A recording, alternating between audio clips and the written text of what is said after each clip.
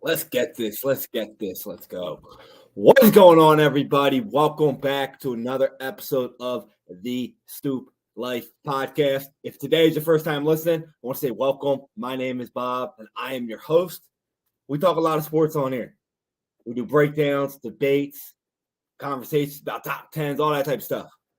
Today is the day after the biggest sporting event of the year. I know it's only February, but all of you sports fans already know exactly what I'm going to be talking about.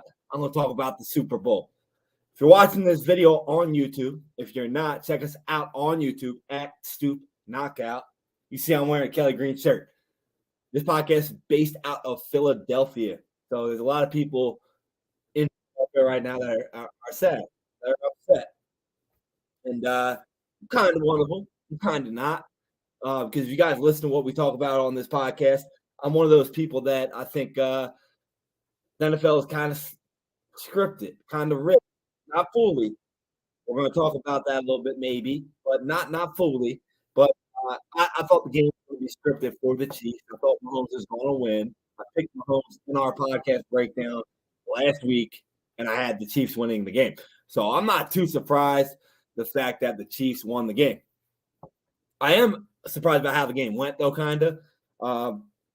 38-35, Kansas City taking home the title. This is a tale of two halves. Really was a tale of two halves here. In the first half, Philadelphia looked phenomenal. They looked unbeatable. They looked like the team that everybody thought they were on paper. They kind of played that. They went to halftime 44-14 Philadelphia, which we all know if you were watching that game, 24-14 Philadelphia, could have been way more. It could have been 31-7 Philadelphia. Very easily could have been that way. We started the game off with a touchdown by Jalen Hurts on an impressive drive by the Eagles where they got 2 fourth downs on that play. 2 of those fourth downs that we got, we were all in Philly going, oh, my God, what the hell are you doing? Like, what is going on? Already starting. Everybody in Philadelphia was already biting their nails, was grabbing another shot, grabbing another cupcake and cookie. You know, it was stressful in Philadelphia. Chiefs responded right away. Right away, they responded in the first quarter with a touchdown to Travis Kelce. 7-7 going into the quarter. Everybody thought it was going to be a neck-and-neck game. Now, second quarter is where it got a little different, where everyone started to think, wow, this game's going to go to Philly here. This game's looking like a Philly game. Eagles won that quarter 17-7. Could have been a lot different. There was the first big play of the game happened in the second quarter here. We had a false start on the 50-yard line by the Eagles. The referees didn't see the actual call, but every single Chiefs player on the team was pointing like, oh, like he jumped. Every player on the D-line. Where the judge was called the penalty, did not see the jump. Now, I'm not saying it was a jump because it was a jump. The referee called the flag based upon the reaction of the Chiefs, not because he actually saw it. Now, in my opinion, that's a bad call. You got the call right, but that's a bad call, and that's kind of saying, oh, we're going to lean towards the Chiefs here. But nonetheless, after that, the Eagles still had the ball. What happened? The very next play, a Jalen Hurts fumble recovered by Bolden for a touchdown, tied the game up at 14-14 for Kansas City there. The Eagles came back. They ended up getting another touchdown and a field goal. If that turnover doesn't happen because of the flag, we're looking at an even completely different game here. Not just a 10-point lead at halftime for Philadelphia. We're looking at possibly a 20-point lead at halftime. Now, I don't know the numbers on 15-plus point leads at halftime in the Super Bowl. I'm pretty sure the team that's up 15-plus probably wins 9 out of 10 times, probably a little bit more. But we didn't get that. We got 24-14 Philadelphia, and we hurt Patrick Mahomes. On the final drive of the half for Kansas City, it looked like Patrick Mahomes died. looked like he was out of the game. Came into the game with a bad ankle. He rolled out to the left. One of the Eagles players tackled him, grabbed him by his ankle, and Mahomes was in agonizing pain. He was screaming, yelling, hobbled over to the bench. He laid down. I know a lot of Phillies fans out there were like, hell yeah, Mahomes is hurt. He's done. I was thinking, like, wow, I don't want to lose to Chad Henne. So Mahomes better get back in the damn game. Honest God, that's what I was thinking. I was like, yo, like, I still think the Chiefs are going to win because, you know, they got Andy factor. They got the Mahomes poster boy factor, even though he got hurt. I was like, man, like, if we were to lose to Chad Henne, I'd be sick. I'd be mortified. So if my prediction actually goes right, then Mahomes better come back in. But my Eagles fan in me, obviously I have Eagle fan in me, you know, I'm rooting for the Eagles. My Eagles fan in me was saying, oh, man, they got no chance. Patrick Mahomes is hurt. He's out, no chance. If he comes back in, he's not going to roll out. It's his pocket, pressure, pressure, pressure. Second half comes out after a 35-minute spectacular show by the Queen, Rihanna herself. Now, I don't know if you guys actually watched the halftime show, but for me, I don't think it was a great show. I don't think it was even honestly a good show. But she went out there pregnant and all and put on a show, put out a bunch of shit. And for all you 90s babies that remember all those jams, probably on your playlist now. My man Greg, I know you are jamming out right now. Probably Diamonds Are Forever. A couple of you, I'm saying, yo, bitch better have my money. For those of you who actually bet the first song that she was going to play, everybody got it wrong. Everybody got it wrong. But nonetheless, Rihanna got some jams. She lets you remind yourself of who she is. Now, halftime. Let's talk a little bit about halftime here. Regular game, halftime is 15 minutes. Super Bowl is 29 minutes and plus. It felt like it was about 39, to be honest with you. I think they ran it a little long. Patrick Mahomes went into the locker room hobbling, came out of the locker room, nothing, looked fine. So I don't know what drugs they gave that man at halftime, but I'm willing to bet that they called up Brett Favre and got a prescription from him to give it to Patrick Mahomes to be like, yo, here, you feeling better? All right, good. Patrick Mahomes came back out in that second half, and as we saw, he looked all right. He didn't do anything really, really spectacular throughout this game that makes you say they won because of that play by Mahomes or whatever, but he picked apart the defense.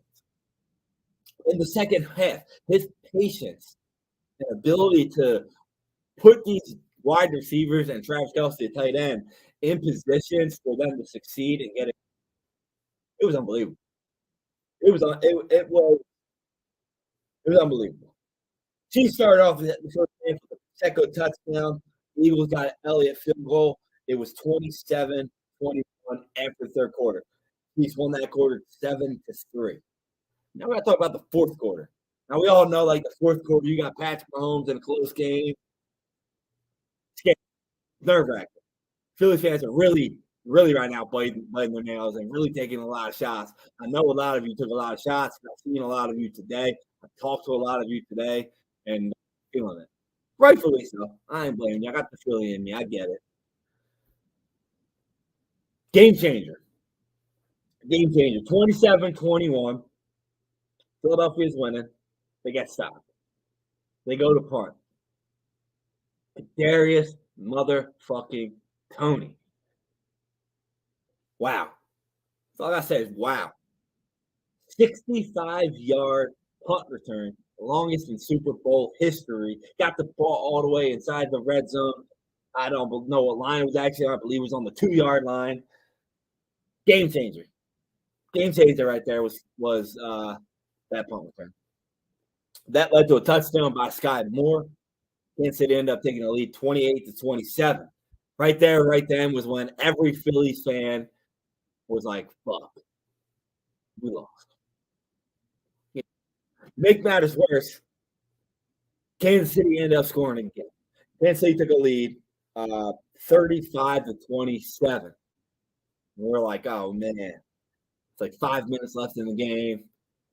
Everyone's like, yo, what are they doing? Like, what play calling are the Eagles doing? I don't know what the hell they were doing.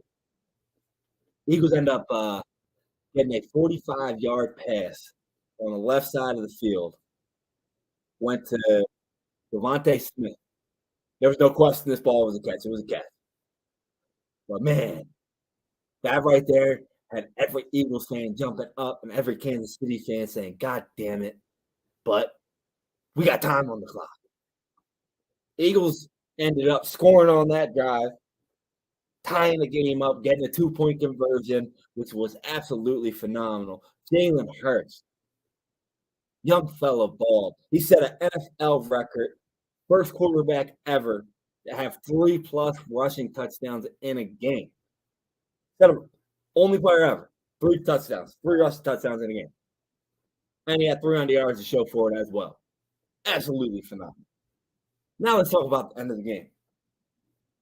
Kansas City got the ball. Under a minute left.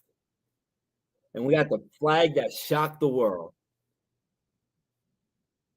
Now, this is where I say the NFL is scripted. You can't script every play. You can't script every touchdown. Because if it did, you would never win a single bet. That Travis Kelce touchdown prop you had would never hit because everybody's betting it, so you wouldn't hit it. So shit like that ain't scripted. But when you call certain penalties that change the outcome of the drive and change the outcome of the game, like this flag called, now we got a problem. So, third down, Kansas City's rolling out. Bradbury gets called for a holding flag. Now, if you look at the play, Bradbury slightly grabs his jersey, barely. It was a tic-tac fucking play. That's not going to get called anytime. Matter of fact, all of you people that are saying, oh, wow, like, you lost that, no, this is a penalty. Second quarter. Go look up a play. A.J. Brown got same exact play. No call. Third quarter, there's a play on Kansas City. Same exact play by Darius Slay. No call for Kansas City. There was other plays in that game, one for Philly that I saw, that were no calls on the same exact plays that these referees don't call. Now, you can go into any single game and look at a wide receiver and a D-back and zoom in and slow it up, and you'll get a holding call on every single fucking play. So why don't they call them off? They're all holding, right? You want to make it legit?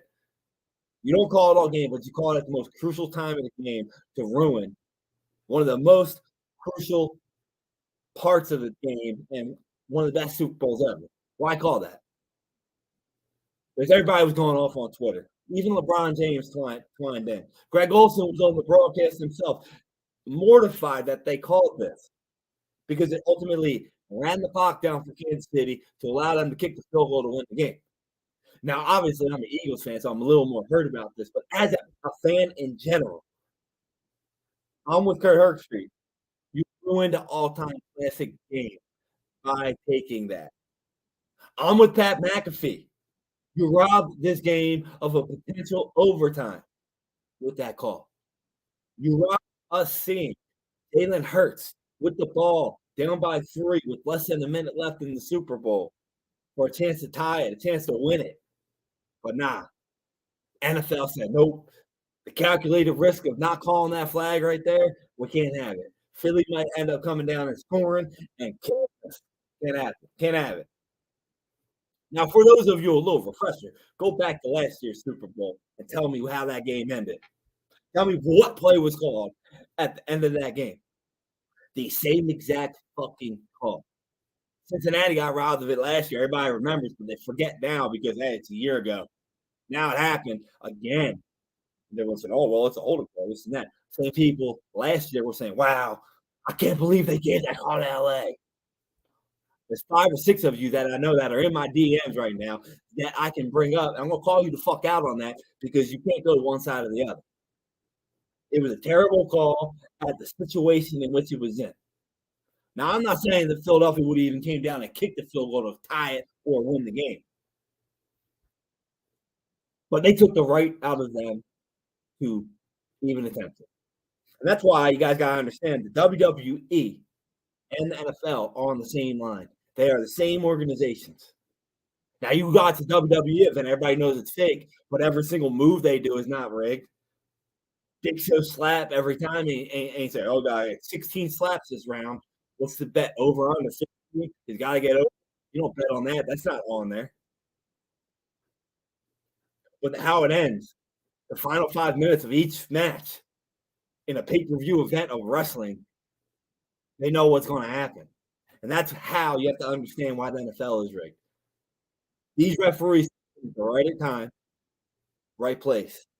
Now, I want to get a little bit further here. How about that field?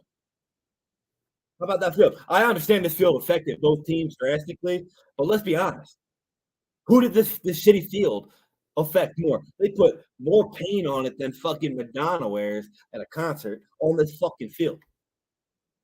You put a Kiss concert out there, and there was less paint at a Kiss concert than there was on the field.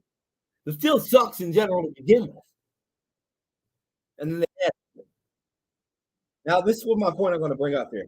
We got the Philadelphia Eagles at 70 sacks, most ever since the 1985 Bears. We had the Kansas City Chiefs at 55 sacks this year, second most in the NFL this year. And somehow, there was only 2 total sacks, both by the Chiefs. And both that the sacks that the Chiefs got weren't from a pass rush. The Chiefs had 2 quarterback hits, 2 sacks, 2 tackles for a loss. Both of them were on runs. That's it. They didn't press Jalen Hurts either. And then the best sack team, the best pressure line of all time, the Philadelphia Eagles, 0 sacks. 0 tackles for a loss. 1 quarterback pressure. How the hell does that happen? Like I said, it affected both teams. But let's sit here and ask ourselves this question. When it comes to this Super Bowl matchup, which team relies more on the pass rush? Nobody relies more on the pass rush in the NFL than the Philadelphia Eagles. Kansas City Chiefs don't really rely on the pass rush. They rely on containing. So their pass rush isn't really that matter. They're kind of in zone, stop the run. They don't have to pass rush.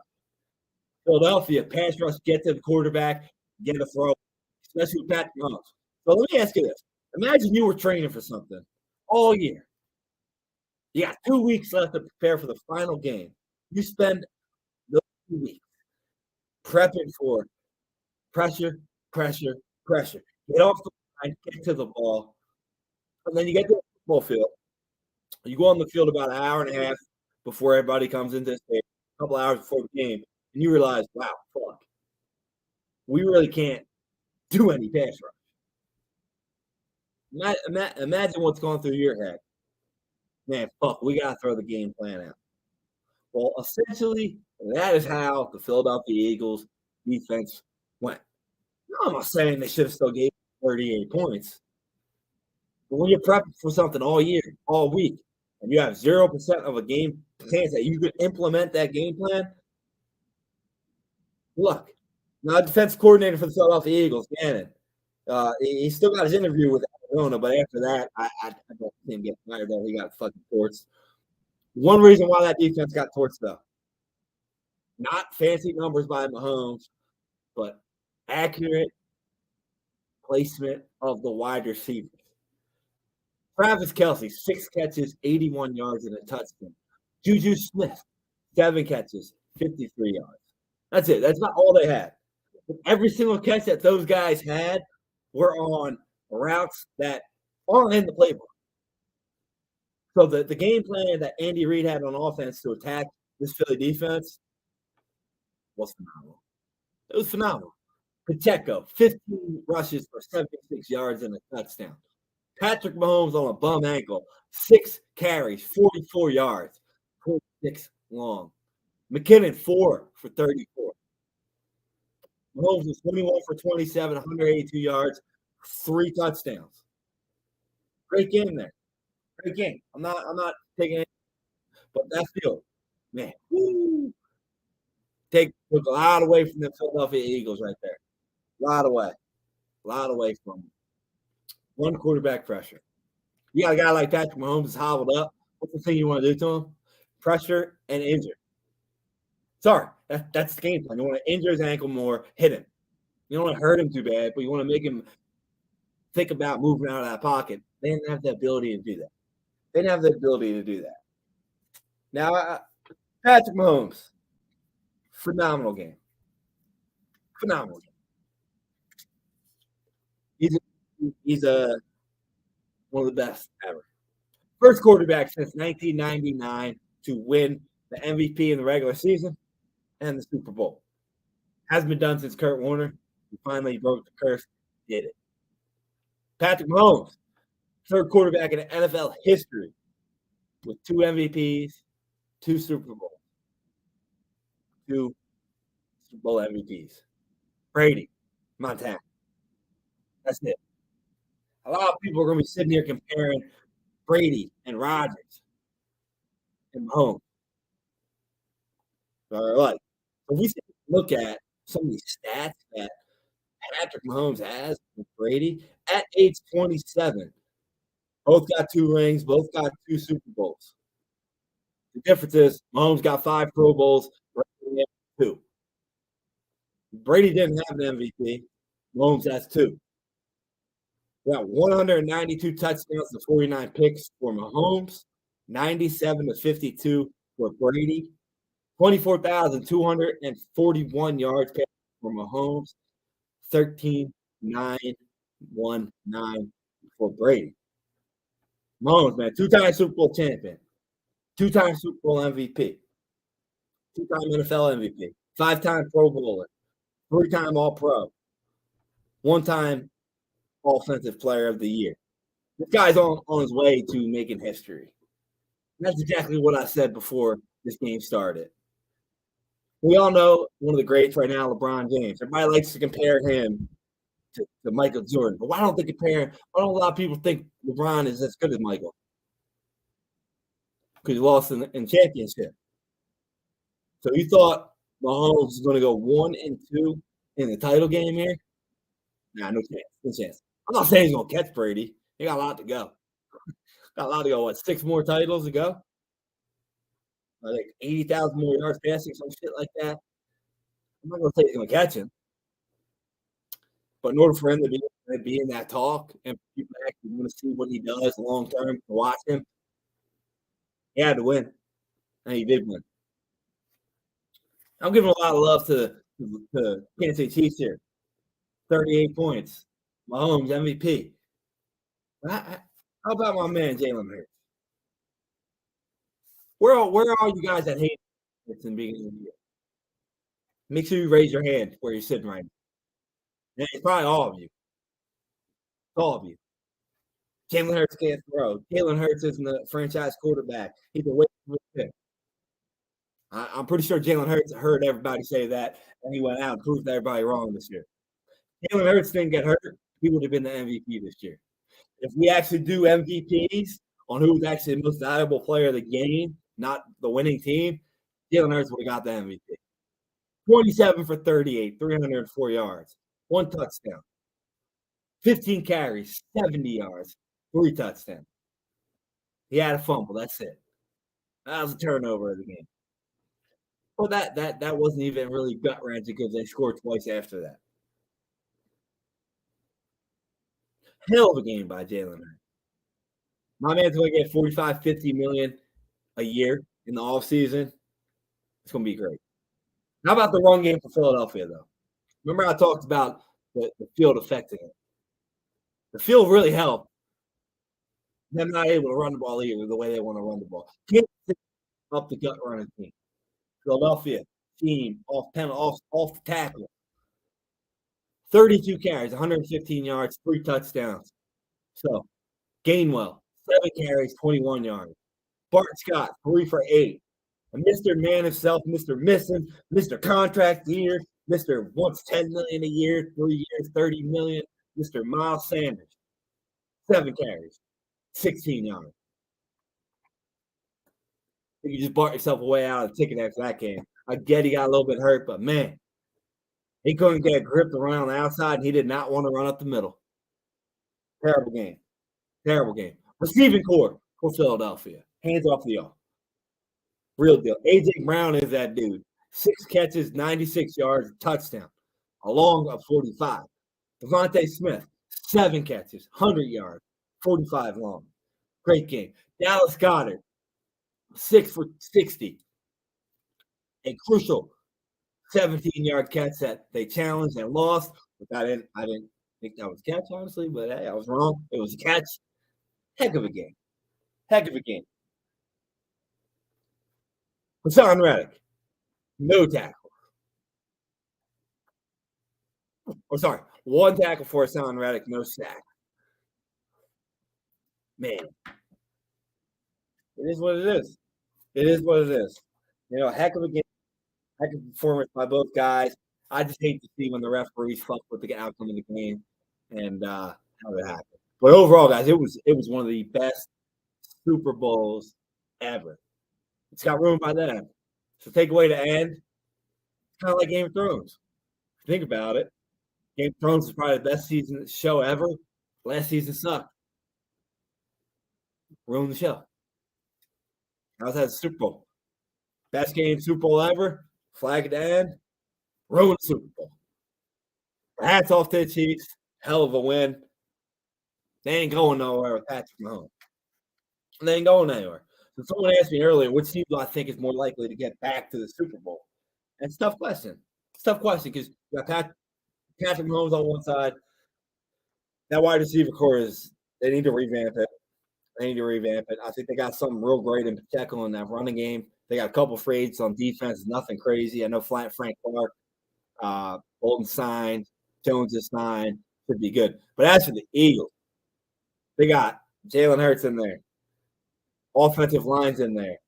They got a lot of free agents on defense. You got Bradbury the free agent, Gardner Johnson's the free agent, Fletcher Cox the free agent, Brandon Graham's the free agent, Ndamukong Suh, free agent again, Kaiser White, free agent, and then Miles Sanders, free agent. I don't know what they're going to do. I think they're going to make some moves. I think they're going to sign back Quill Hargrove. I think they're going to sign back C.J. Gardner-Johnson. I think Bradbury's going to price himself out, even though he kind of is the reason they lost the Super Bowl. So, hey, maybe not. Maybe he'll be back. So just looking at these rosters and how they're probably going to be next year, I'd say more likely to get back to the Super Bowl would be the Philadelphia Eagles. Just based on the style that they play, their actual overall, balance of the team around the quarterback, not just the quarterback. But hey, Patrick Mahomes is there. Don't ever count him out. As long as he's in this league, active and healthy, he could be in this league. He could be in the Super Bowl. So I don't know. I think Philadelphia would be more likely to get back, but I'm sure the Chiefs will probably be favored. I mean, they'll probably be favored by that same team. They're probably going to add somebody. But if I was betting, I'd bet more on Philly simply because fan base travels, man. Fan base travels too. A lot of people hate the Philadelphia fan base, but NFL likes making money. So, yeah, I think might be Philadelphia to get back. Maybe we'll see them against Joey B. I don't know. We'll see. So that's my breakdown of the podcast, guys. Of the game. That's how I saw the game. A little sad here as a Philly fan, but hey, it is what it is. So if you guys want to get into my betting, the bets that I make, the plays that I make, we do some of them on the podcast, but we just started a Pat Patron page. It's on our links on all of our bios, and I posted a lot of picks. So I posted picks from the coin toss to the MVP and everything in between. I posted a total of 36 picks, and I hit 19 of them. Now, some of those were kind of the same combinations of it, like combo touchdown score or MVP, something like that. I highlighted 23. I highlighted 23 of them. So the 23 that I highlighted were picks that I was like, yo, I'm making. I like them. These are winners. Out of those 23, I hit 18 of them. We had the coin toss at tails. We had the anthem at over. All of them hit. We lost our Gatorade, though. We had the Gatorade at green, yellow. Thought it was kind of a mixture color because it's yellow. It's lime. I thought it was kind of a mixture of green and red. Kind of made it yellowish. Thought that was kind of an equal one, considering the fact that I didn't really know who was going to win. Anytime touchdown, so we hit all 3 of our highlights. We had Kelsey, Hurts, and Brown. Hit all 3 of them. thankfully, because anybody else we would have picked, Pacheco would have been on there. I didn't pick him now. Wally, my co-host, did, so he would have hit. We also hit one that had first touchdown to be one or the other of Hurts and Kelsey, and it was Hurts. So we won on that. We had a plus 700 bet on here that was both teams to get rushing touchdown and passing touchdown. Well, that hit. We had Pacheco was my lock of the day on the podcast. We had him over 48.5. That hit. We had him at 60 plus. That hit. And then we had him long run of the day over 13.5. That hit as well. That was my lock play of the day because the odds were plus, and I thought Eagles always give up somebody that lets the field open. They give up a 25-yard run every game, and it was 24. We had Travis Kelce over 79.5 yards and 45 plus per half. They both hit. But I had his receptions at 7.5 over. It went under. He didn't get that. AJ Brown, we had him over 72.5. That hit. I had him over 90 plus. That hit. But I had him under 5.5. He had 6 receptions. That didn't hit. Then we had Devontae Smith over 5.5 receptions. That hit by 6. And then one we had Watkins. Where's Watkins long of 7.5? That did not hit. Actually, let me see here. I don't think that hit. Actually, that did hit. Wow. So Quez Watkins 7.5. He got it for 8. Money that one. So we got to actually make it 19 for 23 and 22 for 36 because that hit. I didn't even check my FanDuel account yet, so I forgot that even hit. And then we had double MVP highlighted. We had Mahomes if the Chiefs won and Hurts if the Eagles won. So technically, they're kind of the same. You're betting whichever team you think is going to win, and that hit as well. But we're at like 19, 20 for 23 on those picks. It's only $3 to join. I do every single UFC event. I'm going to hit you guys up with college basketball. I'm going to hit you with NBA parlays of the week, Tuesdays and Thursdays. I'm going to put them on there. And then any other main event coming up, golf. Hell, we're going to be betting golf. That's coming up. We're going to put that on there. NBA playoffs coming up. NHL playoffs coming up. Not really good at NHL, so I'll probably stay away from that. But they're all going to be up there. Check the link in our bio at Instagram right here at the Stoop Life at _Stoop Life. Link in the bio on there. If you go to the Patreon page, patreon.com/the Stoop Life, we're on there. So check that out. Get our picks and get your wins. Congratulations to the Chiefs holding up that Lombardi. Congratulations to Mahomes, MVP, Andy Reid getting his second Super Bowl. Always fucking Philadelphia, man. I tell you, Andy Reid always fucking Philadelphia. He's now 4-0 against us. He took a Super Bowl from us. But hell of a game. I'm tired now. I need to go take a nap. But y'all enjoy it. Hope you enjoyed this podcast. Reach out to us on our Facebook at the Stoop Life group. Link to it is in the Instagram. So everything's Instagram. Follow that. You can check us there.